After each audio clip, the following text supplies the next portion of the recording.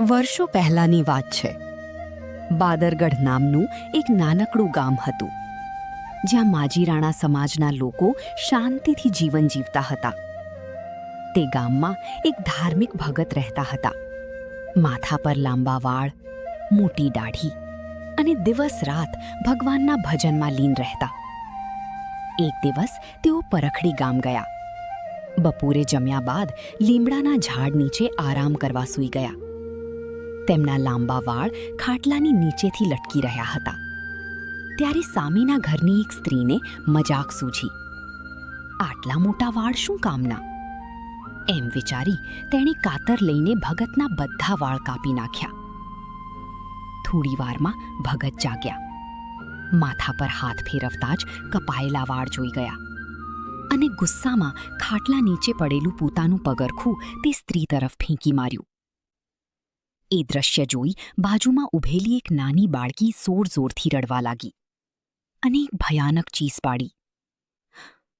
તે જ ક્ષણે આખું વાતાવરણ ધ્રુજી ઉઠ્યું, જાણે કોઈ અદૃશ્ય દિવ્ય શક્તિ જાગૃત થઈ હોય.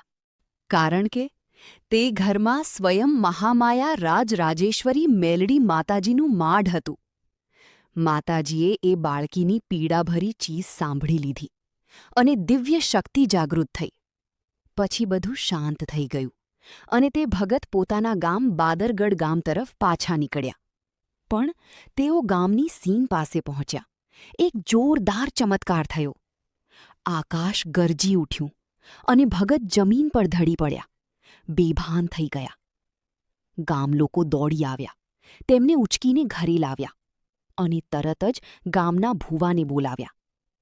ભૂવાએ વિધિ શરૂ કરી અને અચાનક આખું ઘર દિવ્ય કંપનથી ધ્રુજી ઉઠ્યું.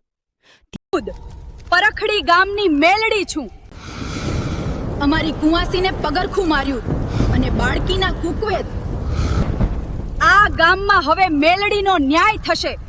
હું પરખડી ગામની મેલડી છું. પરખડી ગામથી મારા ભુવાને બોલાવો અને મને વળાવીને પાછી લઈ જાઓ.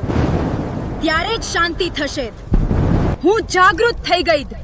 મારી અંદરની અગ્નિ હવે આખા આકાશમાં પ્રગટ થઈ છે. જે અન્યાય કરશે. પારખડી ગામથી માતાજીના ભુવાને બોલાવ્યા, વિધિપૂર્વક માતાજીને વળાવ્યા અને પાછા પરખડી તરફ લઈ જવા નીકળ્યા. પણ ફરી બાદરગઢ ગામની સીમ પાસે પહોંચ્યા. ત્યારે ગામના એક માણસના મોઢેથી અચાનક શબ્દ નીકળી ગયો, જો આવી માતા હોય તો એની પૂજાય. અને બસ તે જ ક્ષણે ફરી દિવ્ય આકાશવાણી થઈ. હે બાદરગઢ ગામના ભક્તો, તમારી શ્રદ્ધા અને ભક્તિથી પ્રસન્ન થઈ. આજથી હું અહીં જ બાદરગઢમાં સદાય બિરાજમાન રહીશ. જે ભક્ત સાચા મનથી મને યાદ કરશે તેના જીવનના બધા દુઃખ હું દૂર કરીશ. આ દિવ્ય વાણી સાંભળતા જ આખું ગામ માતાજીના જયકારથી ગૂંજી ઉઠ્યું. તે દિવસથી બાદરગઢ ગામમાં મેલડી માતાજી વિરાજમાન થયા અને આજે પણ હજારો ભક્તો ત્યાં આવીને માતાજીના દર્શન કરી આશીર્વાદ મેળવે છે.